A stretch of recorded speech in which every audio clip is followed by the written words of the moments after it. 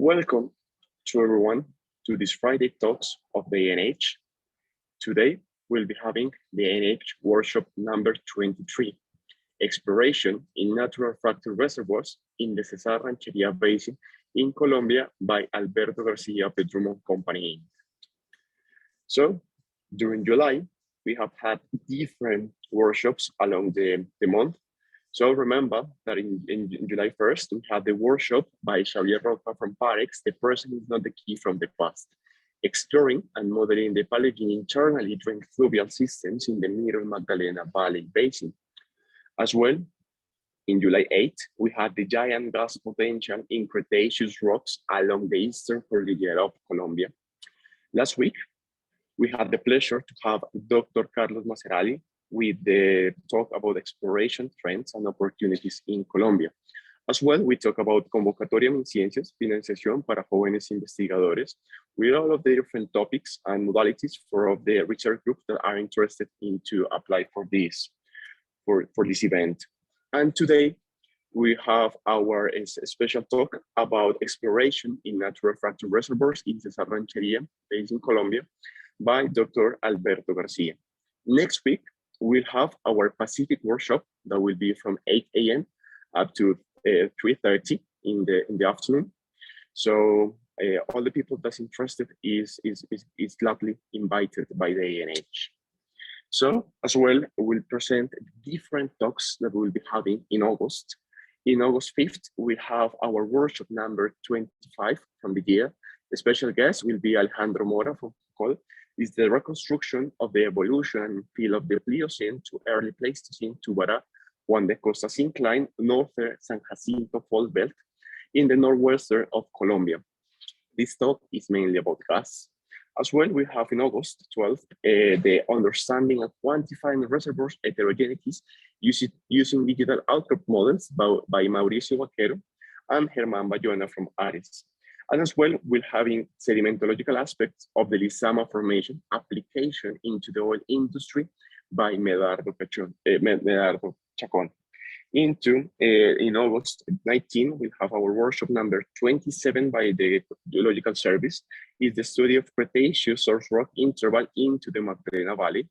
And the last one from August will be the progress in the identification of prospective areas along the gas prospective play fairways in Colombia. That'll be, of course, about gas. Remember that we have presented during the year 30 different areas that are already identified and open to be nominated by any of the companies that will be interested in. As well, most of these areas are focused into gas and condensate that, as in the ANH we reckon, will be the fuel of the future. So today, as mentioned before, we'll have a speaker, Alberto Garcia. Alberto Garcia is a geologist from the National University of Colombia with more than 25 years of experience. He has worked with Drummond Company for 22 years, during which he was initially responsible for the exploration and development of the new coal deposits of the company in Colombia, which have more than 1.1 billion coal tons of producible reserves. Alberto opened the division of exploration and production of hydrocarbons of Drummond in Colombia. Under his direction, Drummond established a portfolio of hydrocarbon projects with a variety of types of reservoirs, including coal gas, organic rich carbonates, and natural fractal reservoirs. In his later years, he has been the country manager of Drummond Energy in Colombia and oversees the development of hydrocarbon assets of the company and the development of the energy projects. Before giving the stage to Alberto, we like to remind all of you that next week will be our workshop number 24. The Pacific project will be presented by different entities of Colombia. Will be from 8 to 3:30 with different topics such as geological mapping of Chocó, the play fairways, lab analysis, the Pacific offshore play fairways, piston current heat flow program by DIMAR, gravity, magnetometry, and bathymetry by the National University of Colombia.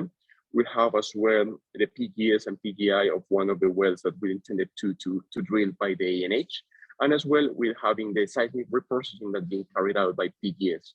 So now I'd like to give the stage to Alberto Garcia. Thank you. Thank you, Daniel. Let me know if you can hear me correctly. Yes, we do. Perfect. First of all, I would like to thank Miguel de Armas, Daniel, and ANH for inviting us today to share our developments on the naturally fractured reservoirs in the Cesar Rancheria Basin. So I'll start sharing my screen.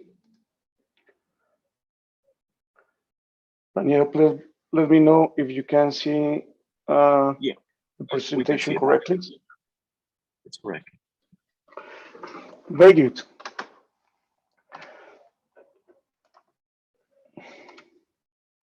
So to start with, we would like to present this is a Rancheria Basin in Colombia. This is it's a basin located in the north of Colombia, limited by the what we call the Sierra Nevada de Santa Marta massif and the Perija system. The mountain range of Perija separates the Cesar Rancheria Basin in the Colombian side from the Maracaibo Basin in the Venezuelan side. This is the configuration of the basin today. This is the Cesar de Santa Marta massif, and we have the Perija Range. This is the Maracaibo Basin in Venezuela. We have a limit in the north of the Cesar Rancheria Basin, which is the Oca Fault, the extra lateral displacement fault, and towards the south, we have the Bucaramanga-Santa Marta Fault. So this is the typical configuration of the basin. We have floodplain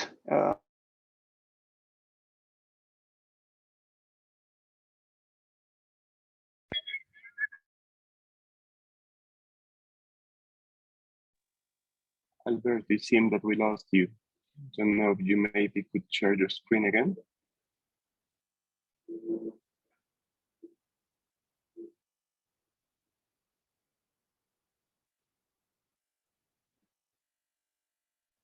Okay, so we like to apologize to everyone this very moment. It seems that we're having some technical issues that surely will be resolved.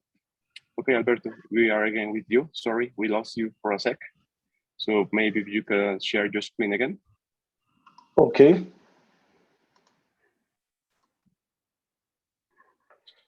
Let me know Thank you. if that It's works. perfect. It works. Very good. Let me shut down my screen. Okay. I was just presenting the Cesar Rancheria Basin.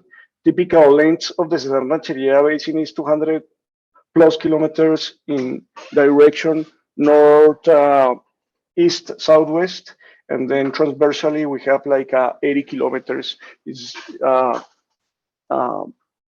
going reduce the length, transversal length in the northern area around 38 kilometers.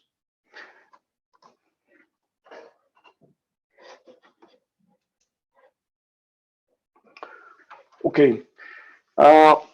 This is the amount of information that we have collected through the years in the Cesar Rancheria Basin. We have extensive two-dimensional seismic data, around 4,300 kilometers. We have some 3D seismic data that have been acquired mainly in the southern portion of the basin. And we have a total of 26 exploratory wells, 14 stratigraphic wells, and that's a full set of exploratory information that we have collected through the years. This is a geological basin that had been has a sedimentary record starting in the Jurassic.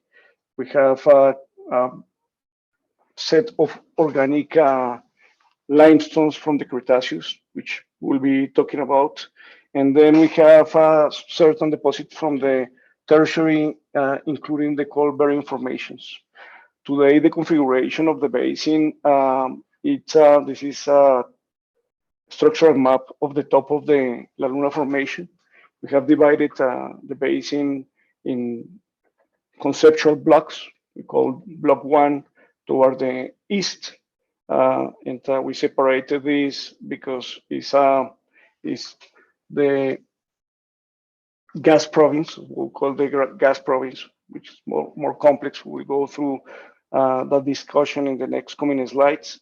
We'll have a second block, which we consider a condensate system.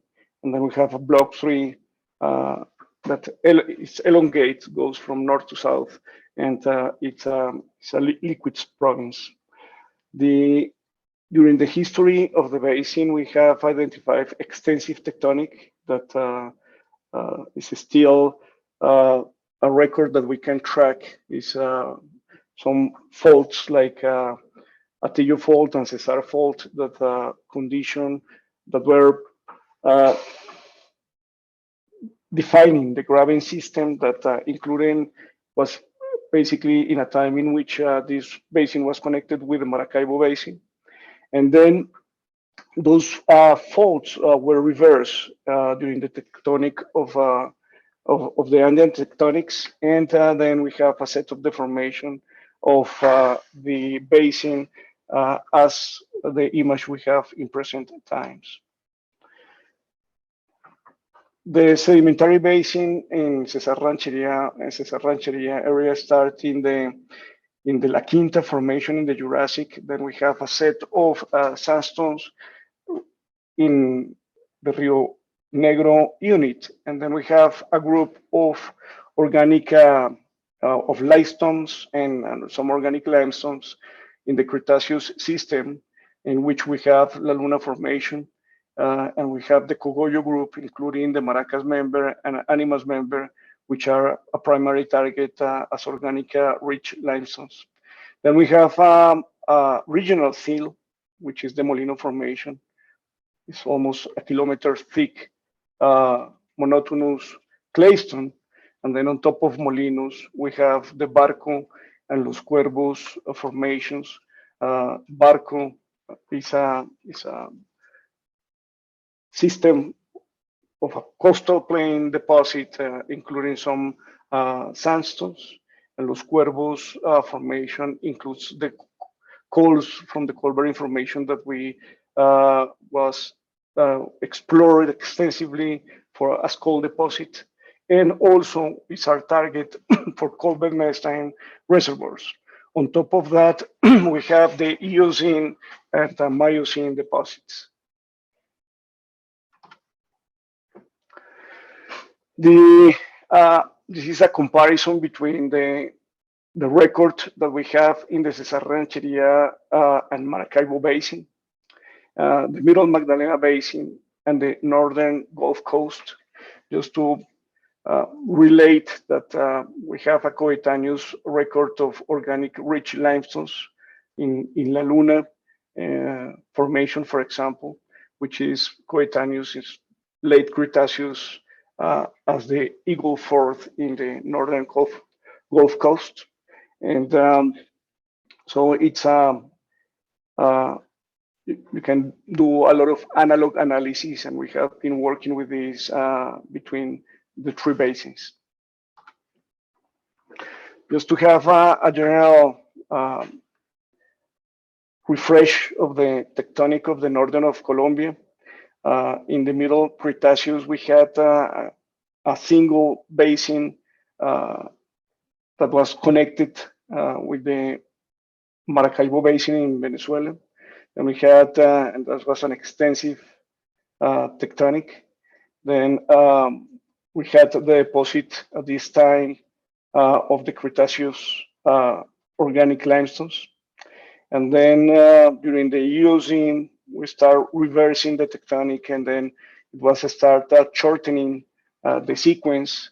Then we had in the middle Oligocene the uplift of the Perija system, and then we have a configuration today in which we keep a sedimentary basin in the Cesar Rancheria Basin site, and then you have the Maracaibo sedimentary basin in the other side of the Perija range.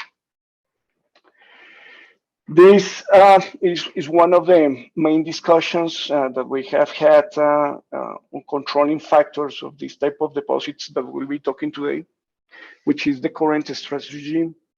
We have been working on analysis on different wells trying to map current stress regimes as of today, using the analysis of breakouts and drilling induced fractures.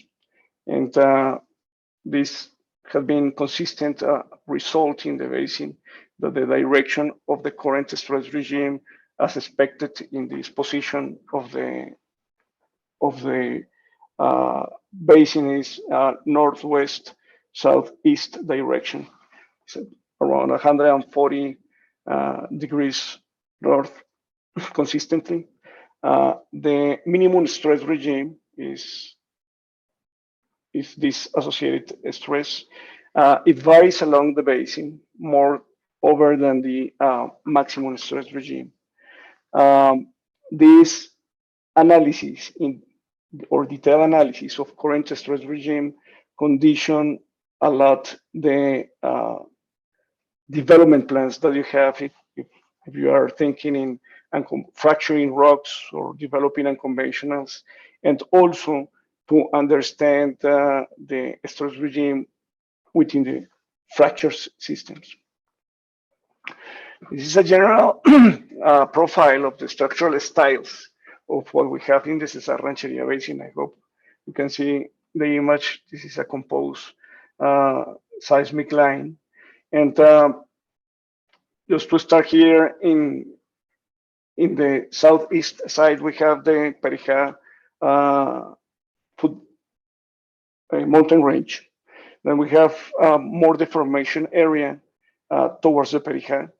And then we have more calm tectonic configuration towards the west. Typical reverse, what we consider reverse fault is El Latillo fault, for example. There is another one, Cesar fault. And then you have a system of deformation associated to the uplift of the Andean tectonics. So we have a conjunction of thrust and reverse faults. The Cretaceous units are below this green marker here, and the Colbert formation, Los Cuervos unit, is marked here on top. This is the type of setup that we are working in this basin. So what we consider reservoirs here is the Cretaceous reservoirs that we'll be talking about in highly deformed areas. We make a target for naturally fractured reservoirs. We have Cretaceous reservoirs that are in calm, in solid blocks that could be targeted, or they are considered reservoirs for unconventional type of reservoirs.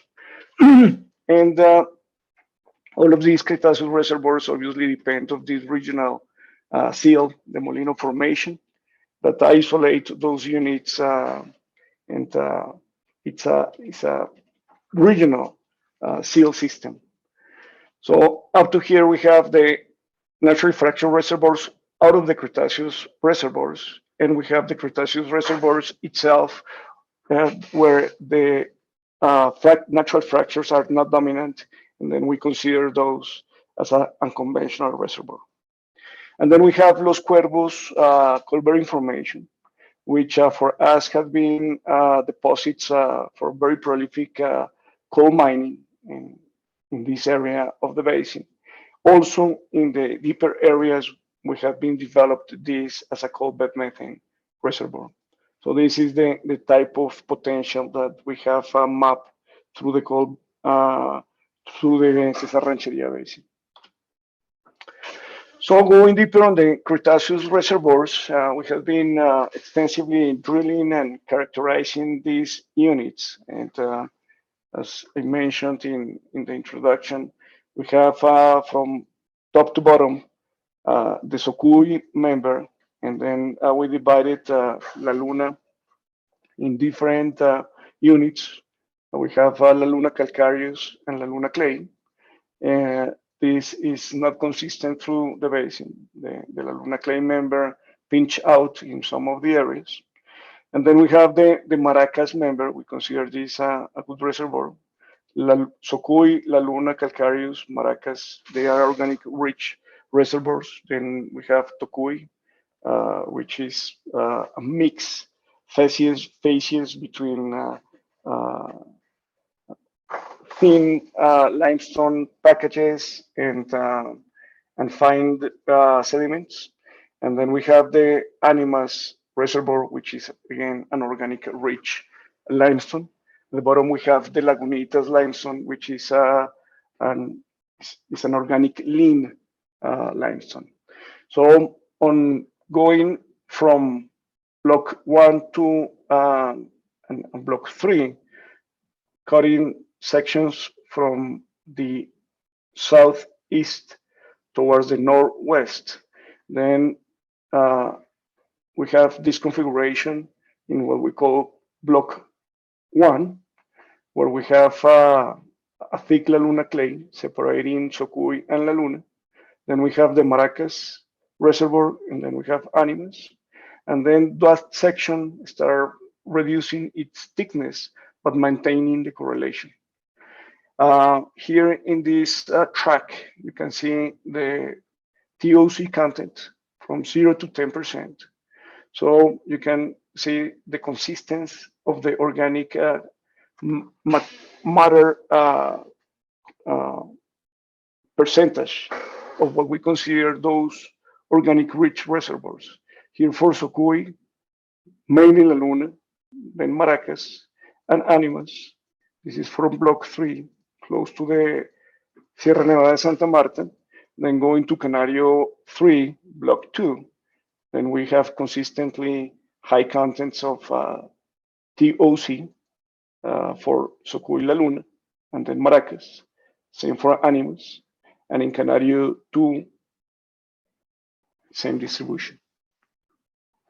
So basically, up to here, we have these organic limestones with homogeneous high concentration of TOC, and that has that you can correlate through the Cesar Rancheria Basin, and this is the targets for us to consider those reservoirs.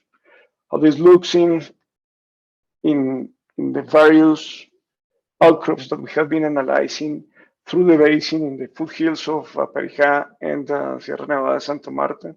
And we have this type of characterization for the cores and the outcrops on different type of phases.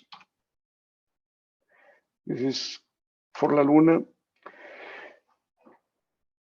Going deeper on the TOC correlation, going again from the Sierra Nevada de Santa Marta to the Perijá system, along the block 1, block 2, and block 3. Then what we have is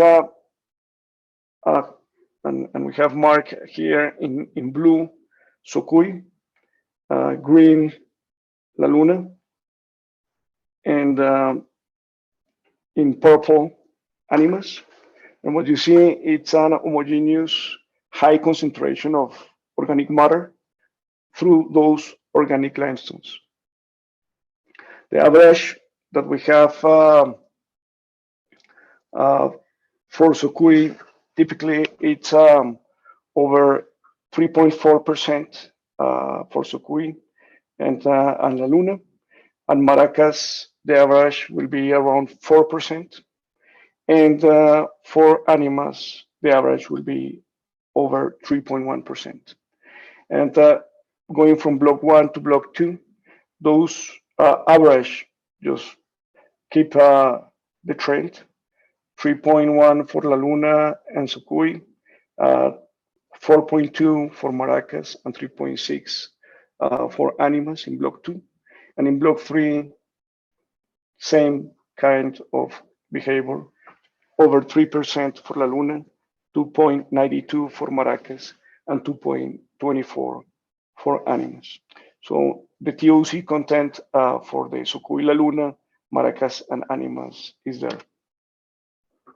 The characterization that we have done through the Cesar Rancheria Basin, it's organic matter maturity.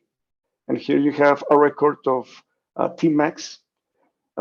So the maturity of the basin, it's higher in block one, so towards the southeast and basically going toward the Pereja, the maturity is higher. And then towards Sierra Nevada, Santa Marta, in block three, the maturity is lower.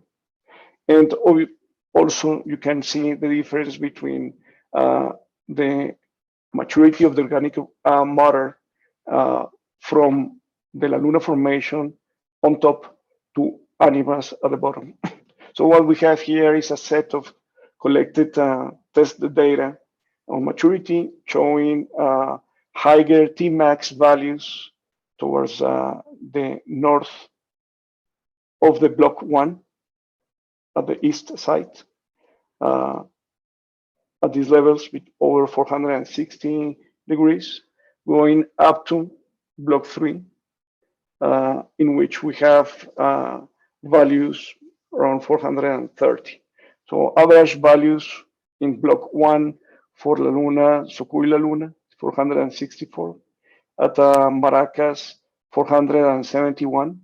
And for Animas, 492. You can see the trend of increasement because of the stratigraphical depth of the reservoirs. And then in block two, La Luna goes from 464 to 450, and that 450 goes to 440 in block three. Basically, the reduction of the maturity of the organic matter going from block one to block three. Based on this analysis, we have mapped the occurrence of the type of hydrocarbons in each of the positions of the basin. Have also combined all our set of data to analyze the petrophysical properties. So the porosity of the rocks occupied by hydrocarbons is between 3 to 10% of these on these Cretaceous reservoirs, with an average of 5. And the clay volume on those reservoirs is lower than 30%. And the TOC, as we saw in the previous slides, is between 2% and 8%. This is organic matter type 2. Then if you start putting together all the distribution of the maturity of the set of data that we have for organic matter, in this case Tmax, you can see that in the north area of block one towards the Pereja, have the higher values of maturity. So this is a dry gas area, and within the same block that goes from dry gas to wet gas and condensate systems toward the south of that block. And then you have in block two, mainly a condensate system. And then you have in block three, it's an area prone for liquid hydrocarbons. So up to here, what Drummond have done during the years of exploration was evaluating the potential of this area for unconventional reservoirs.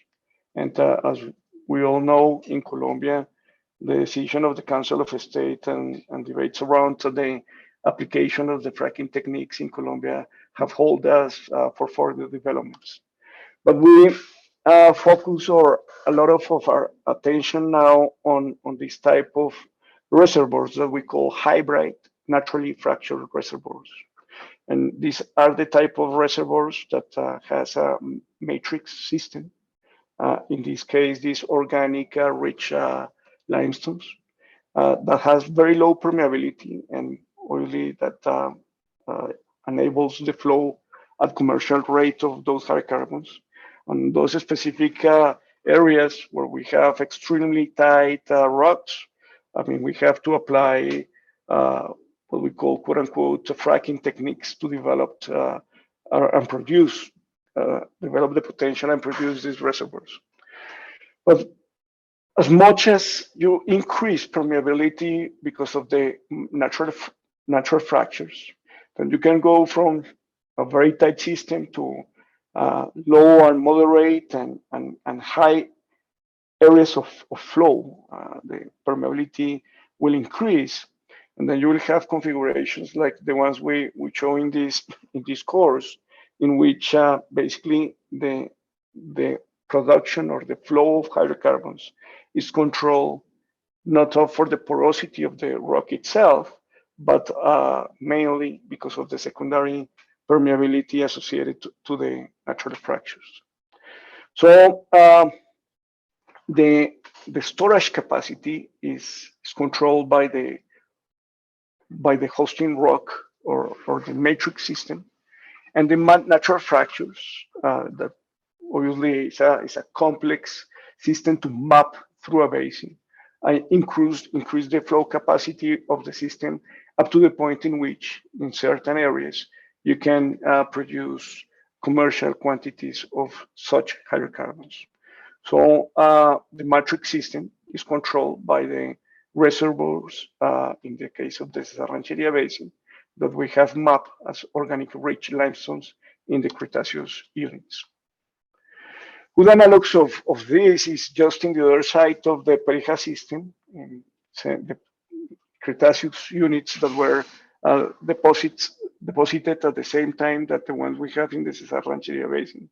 This is one view of the Concepcion field, just showing here direction of main fractures. They have, this is a structural map at the top of La Luna as well, the top of Cogollo group. And they have developed in these faulted and fracture areas this type of hybrid naturally fractured reservoirs. So there are open and partially open fractures with a dominant direction northwest southeast, and the maximum horizontal stress is also northwest southeast, as we saw in the Cesar Rancheria Basin. In the wells crossing the faults, the fractures have a dominant direction parallel to the strike of the fault plane. And we'll go back to that in the following slides. But we will have regional fractures systems, and we'll have fractures associated to the fault planes. They have been very successful in producing this type of reservoirs by crossing the faults, and the producing system is the natural fractures associated to the faults, but in the limit, obviously, of the reservoir of the matrix system. In this case, they produce light oil, 36 degrees API, and they have been successfully developing this type of fields like Concepcion and La Paz. On the experience in the Concepcion field, they see this type of analysis. You have, like in this block diagram, a main fault in which you have a set of fractures that you see here painted in black, associated to the planes of the faults. And then you have other system. This is the direction of the maximum stress regime. And then you have these yellow fractures that we consider in parallel to this direction, could be a regional system. And typically those will be open. So the more productive areas of production in this type of hybrid naturally fractured reservoirs are the ones that are close to the faults, because the intensity of the natural fractures is higher. But some of them, and we found the same in the Cesar Rancheria Basin, that are in parallel direction to the faults, could be sealed. And the ones that typically remain open are the parallels to the existing maximum stress regime. The wells that are drilled in this type of configuration or very close to the major faults is what they call wells type A with higher production. And then you can have wells type B associated to fracture areas on associated faults or faults with less displacement. And then you have what you will consider a dry well or a low producer well in an area where you have only the influence of few fractures, mainly associated to the regional fracture system. How to tackle exploration programs in configurations like these ones. We have done a collection of digital outcrop models through the basin, just to understand the mechanic of the fracture system within the reservoir. So not just to mention that this is one of the tools that we have applied and to help you to understand how the network of the fractures systems are, the architecture of those networks, and how they are, how the architecture works within the target reservoirs.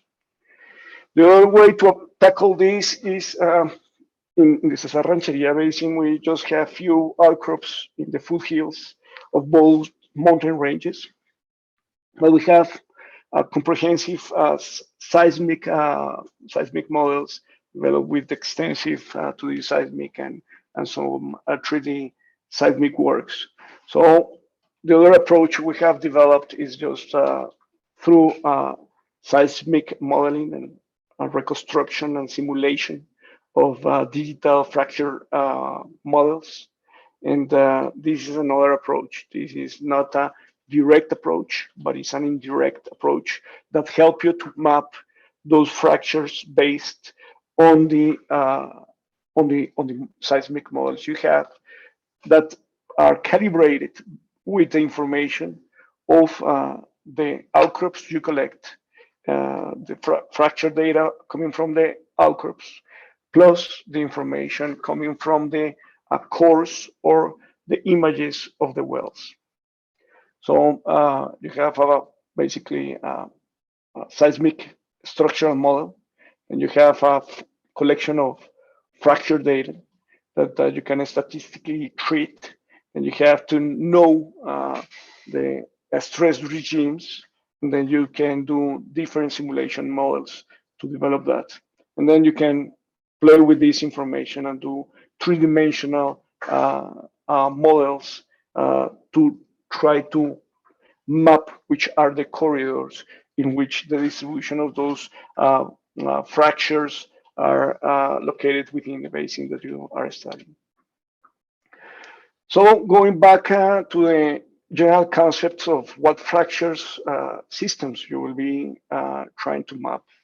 One is what we call the regional fracture systems. And then you have the fractures associated to faults. So if, like in the case of the Cesar Rancheria Basin and the Maracaibo Basin, you have identified the main stress direction, current stress direction, or the main stress current direction. Then if you have perpendicular fractures, you have the limitation that those fractures will be closed, either because of mineralization flow through the faulted system, but also because they are perpendicular to the current stress regime.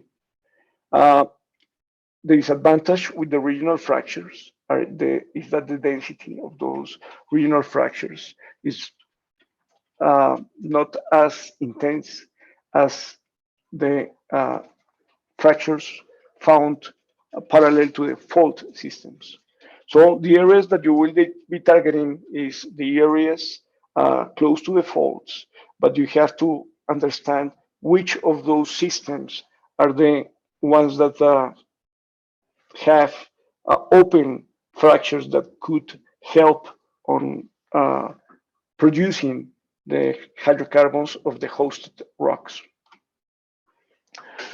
This is typical concepts that we have developed through the Cesar Rancheria Basin. This is the area of the Perija system, in which we have what we call the basement, outcropping, and then you have these three main reservoirs, La Luna, Socuy La Luna, Maracas, and Animas. And then you have different type of configurations that are suitable for naturally fractured reservoirs. These just general concepts. Then you have areas like this one in which you have the, the, the reservoirs with natural fractures from the regional system, but also fractures coming from the areas close by main faults. And then you have fractures of the basement that also could be a reservoir like in Venezuela, in which those fractures in the basement also hold hydrocarbons that could be released through this. So this is the type of configuration. So you have the hosting rocks, you have the regional fracture system, you have the fracture system associated to the faults, and that's the kind of targets that we are trying to find. The other one is that it's an enhancement of the regional fracture system and other fractures that also can produce commercial quantities of hydrocarbons are the associated to the crest of the anticlines. This has been proven in some of the Venezuelan cases, but also in one small field here within the Cesar Rancheria Basin, which is the Texican gas field. In the block one at the Cesar Rancheria Basin, we have identified this type of configuration, and this is the areas that we are developing as NFRs. More detailed overview of this area of the basin. This is what we call block one. It goes from dry gas province, as shown in the previous slides, and within the same block one, the maturity of the organic matter reduces. So we have a rich gas system and a condensate system in the middle side of the block one, and then liquids, maybe condensate system and some light oil in the south. As mentioned before, to characterize this type of the fracture systems in these deformated belts, we basically integrate outcrop data, the fracture data coming from cores and images in the wells, and develop these DFN models through the various systems that we can use on our structural seismic models. The typical configuration that we are tracking is this type of flower type of structure where you have a dominant thrust fault with associated faults and back thrust systems. This is the type of layout that we are tracking. Basically, in our efforts during this process, we have mapped different prospects along the basin, and these deformation belts typically have characterized those from the petrophysical point of view on the hosting reservoirs, and also trying to integrate all these models from the natural fracture standpoint to decide which is the main strategy that we have to apply for to develop the best or to develop the best producing wells. Typical technologies that we have used so far is MPD while drilling, because you have to take care of the natural fractures and avoid damaging the reservoirs while you are drilling. Also, this typically includes open hole completions, and various type of screen type of completion. So you are not injecting cement or not injecting drilling muds. You need to avoid injecting cement, but you also want to guarantee the stability of the well. So pre-perforated pipes, pre-loaded linears is the type of completion that you will be seeking. Also, once drilled, we have applied different type of acid stimulation just to improve the connection between this type of reservoirs and the well. And this is the type of design of wells we have developed. Test on vertical wells, slant wells, and some highly deviated wells and horizontals navigating within the reservoirs. This is one example of one prospect. And here we are just showing a conceptual design of an slant well to be drilled. In this case, in this is deformed anticline close to one of those faults. So in this concept, we'll be testing the permeability associated to each of the three reservoirs close by the fault, just trying to drain those areas. This is another example of one well that we drilled, complete and tested this year, the A0101, that is targeting this highly deformed area here in a more detail. This well just navigate through the fracture area of these faults, took regional fractures out of the La Luna interval. So basically, just to complete this analysis, once you have those models, you have good characterization of this type of reservoirs.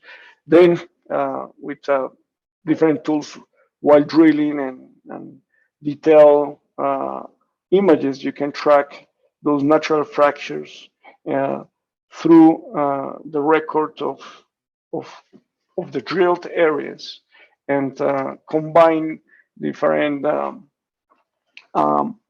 mechanisms of characterization to map exactly where the producing fractures are.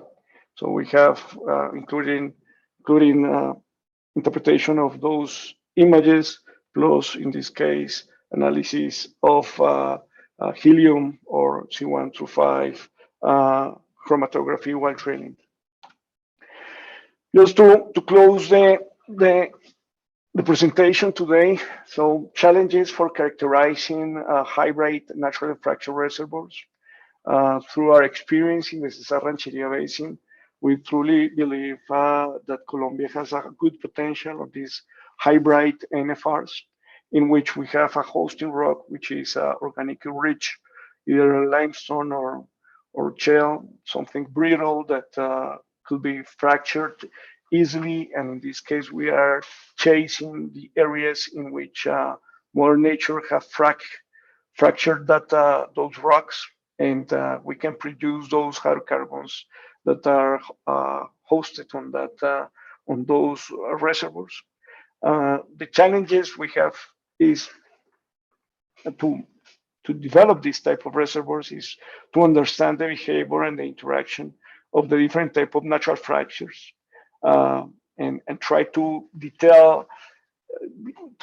develop models that could really reflect the nature of flow through those fracture systems. The seismic information, just to precisely develop and design the wells in those specifically fracture areas is a challenge.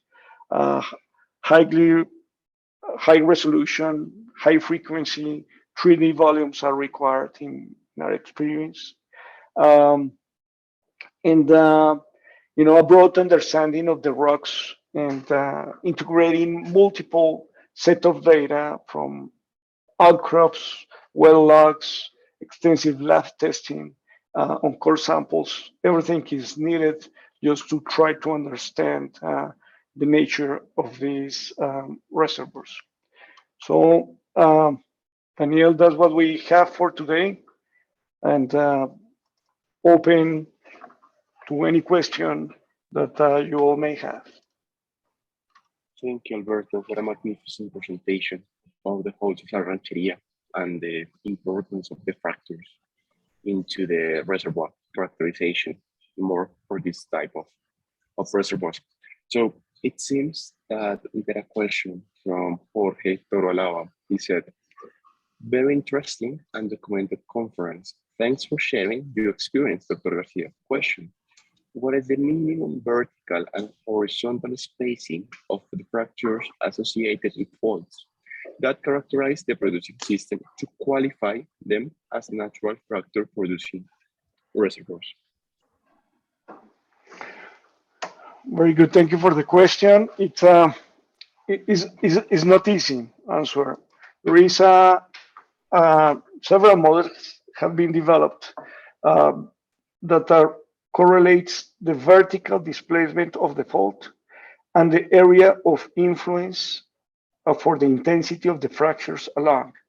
So it's it's not easy. I mean, there will be major faults that has a high influence area for natural fractures, but you may find those mainly close, depending of the direction. But in our experience, and this is one thing that we are trying to calibrate through the area, is that relationship between vertical displacement of each of the faults and the area of influence or intensity of fractures along those corridors. So I will not say that we know exactly which is the minimum vertical displacement required to make a good corridor or connected corridor for fractures associated to that fault. Is a relationship. What we know is that the small faults will have a very limited influence area. So we are basically targeting large faults. I don't know if I answered correctly the question, if that was the question. Okay, thank you, Alberto. If any of the attendees have any other question, we'll be given a couple of minutes. Otherwise, we will be ending. There is another one by Alejandro Mora. Hello, Alberto, very interesting talk. I joined a bit late, so I would like to know if you test wells targeting fracture zones, and in that case, what productivities did you get? Hola, Alejandro, ¿cómo estás? Bueno oírte. Yes, we have tested different wells in the basin on natural fractures. Initially, we tested wells that were not designed as NFRs. So one of the learning process in the basin is the techniques required to drill efficient wells. I mean, we have different results, but what I can answer publicly is that to commercially produce natural fracture reservoirs, you need to be very careful on the way you drill, complete, and test the wells. Key issues, drilling muds, for example. You have to drill on balance or below balance. No cement. Completions should be suitable for stimulation using acids just to clean the fractures. The production regimes and rates should take care of the collapsing of the fractures in the near wellbore. So yes, we have gone through the testing process of different wells in different designs, and those are key factors to be successful. Okay, thank you, Alberto. And remind if anyone has any other question.